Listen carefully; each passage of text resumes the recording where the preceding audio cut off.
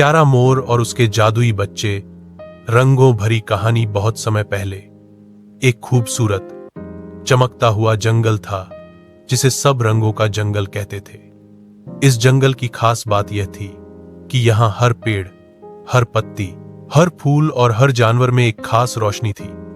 जैसे रंगों की बारिश हर समय इस जंगल में झड़ती रहती हो।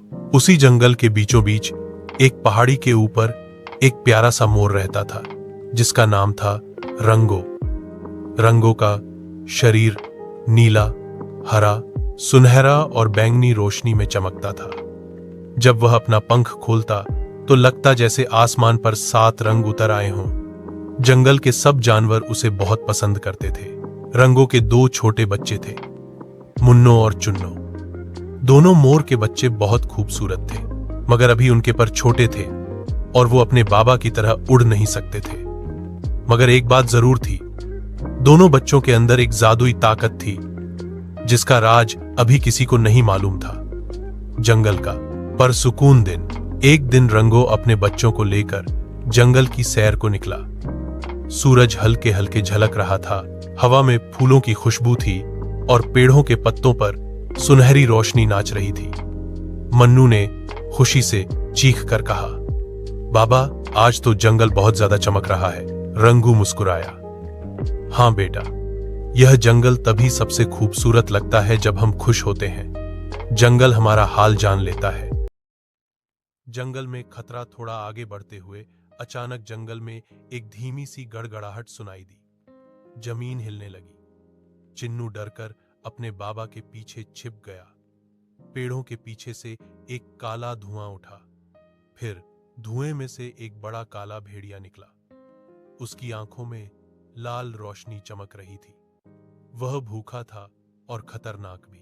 रंगू ने बच्चों को अपने पीछे छुपाते हुए कहा, मुन्नू, चुन्नू, डरो नहीं, मैं हूं तुम्हारे साथ। भेड़िया दहाड़ा, आज मैं इस जंगल का सबसे खूबसूरत शिकार करूंगा। जादू का पहला स्पर्श। रंगू ने अपने रंगीन पंख खोले। पूरे जंगल में इंद्रधनुष के रंग फैल गए।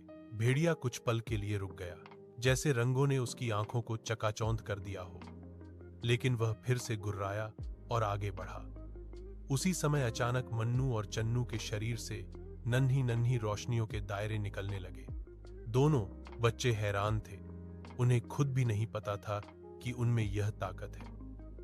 मन्नू ने कहा, बाबा, हमारे अंदर यह क्या हो रहा है? रंगों ने हैरानी से कहा, यह तो तुम दोनों की जादुई ताकत है। शायद यह जंगल तुम्हें चुनकर लाया है। बच्चों की जादुई ताकत। जब भी भेड़िया हमला करने लगा, मन्नू और चिन्नू ने एक दूसरे का हाथ पकड़ा और अचानक उनके पंखों में चमकते सितारे जलने लगे। एक चमकदार प्रकाश की लहर एक विस्फोट की तरह फैली। जोर के रंगीन गोले भेड़िए की ओर दौड़े। भेड़िया चीखकर पीछे हटा।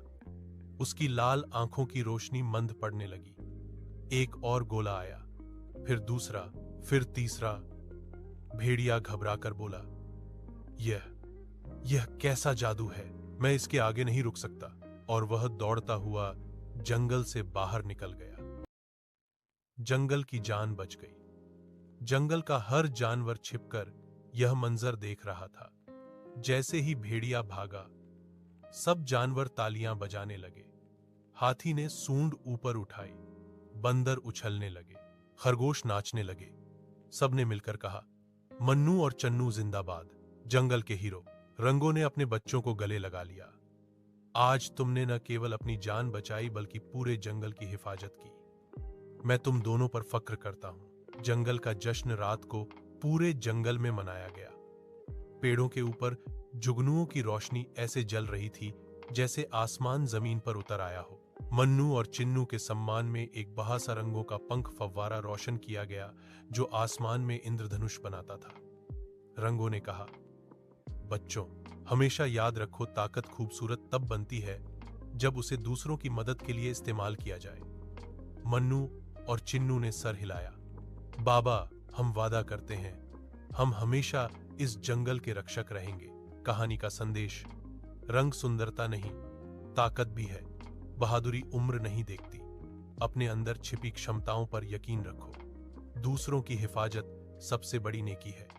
रंगों का जंगल आज भी चमकता है क्योंकि वहां एक प्यारा मोर और उसके जादुई बच्चे जंगल की हिफाजत करते हैं।